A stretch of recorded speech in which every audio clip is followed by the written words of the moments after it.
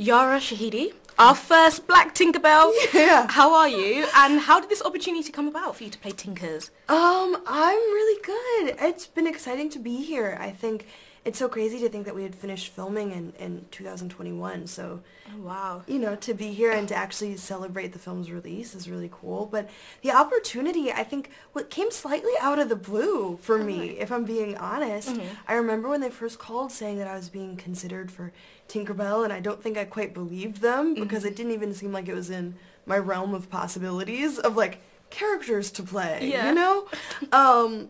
And then the first step was to meet with the director, David Lowery, and that was just such a fun conversation. Yeah.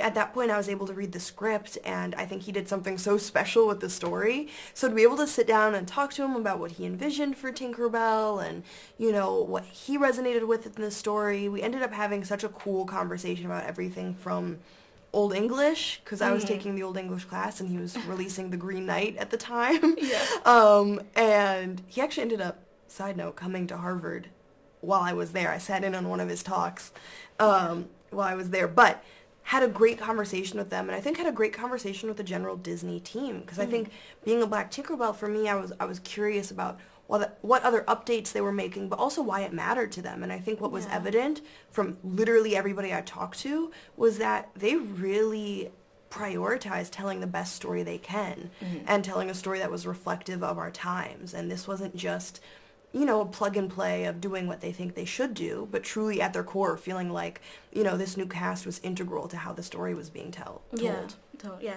And a huge theme of Peter Pan is all about growing up. Yes. Now that you're grown, you're grown-ish, you know, Yeah. you're 23, right? Yeah, I'm 23. Yeah. Is there anything about being a child that you wish you could go back to?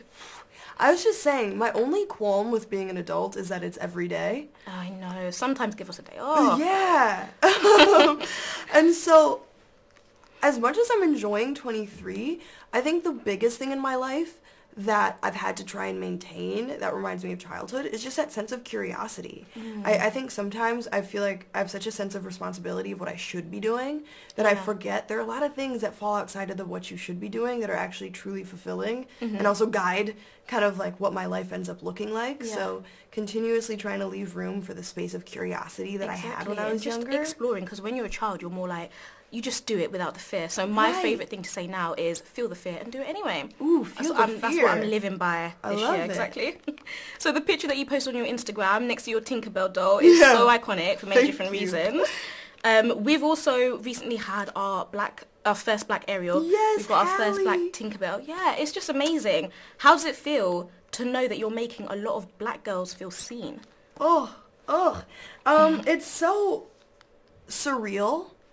I think first and foremost, like, to think that people will be looking at my Tinkerbell and feel included and feel like they're magical and feel like they belong in these fantasy lands, which we all do, is really, surreal is the best word I can think of. That's a good word. Yeah, you can only hope that one person sees themselves in you. So to be able to take on such an iconic character that we know has such a reach, and for it to be a major Disney film is crazy. And I think even like having the Barbie doll and seeing how many people bought the pre-order of it. Yeah.